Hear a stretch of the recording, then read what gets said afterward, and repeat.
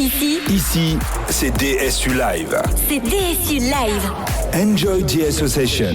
Voilà, nous sommes toujours en direct de Boulogne-sur-Mer au festival de Team for Ocean. Alors après ces deux personnes que nous avons eues tout à l'heure, je suis très heureux de... Ah bah tiens, présentez-vous. Allez. Frédéric. Léonie. Alors vous, dans la Team for Ocean, vous avez un projet. Un projet avec une étrange machine qu'on peut découvrir ici sur le parvis de Nausicaa. Une machine qui est très très haute et très lourde. Et vous avez une imprimante 3D. Est-ce que vous pouvez nous expliquer? Vous récupérez, si j'ai bien compris, des déchets plastiques.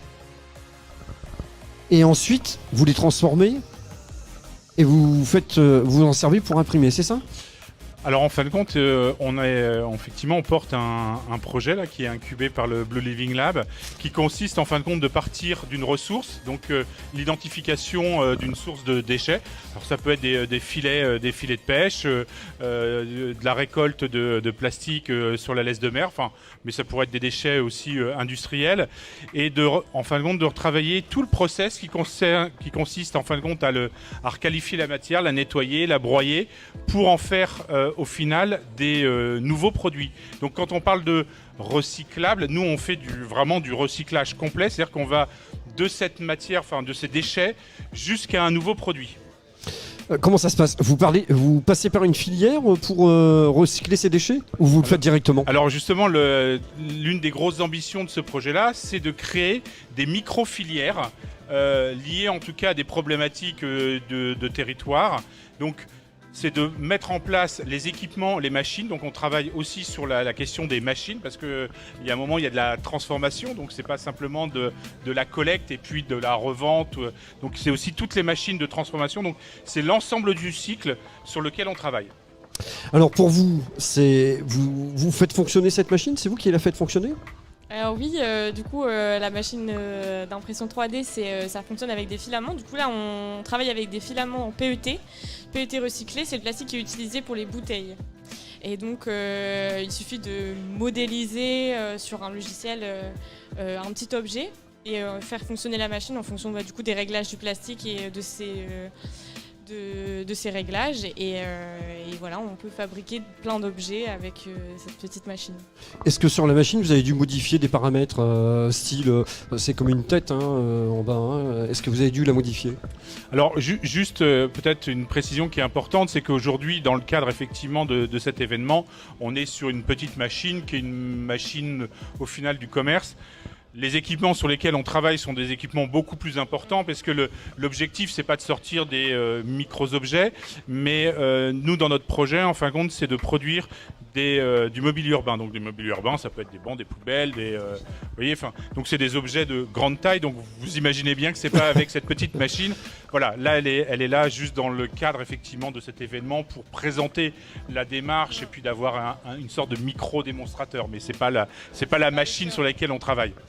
Est-ce que vous avez conscience que vous avez quand même un rôle au niveau de sensibilisation au monde de l'océan? Parce que tout à l'heure, comme vous l'avez dit, vous recyclez des déchets dans les laisses de mer, c'est bien ça?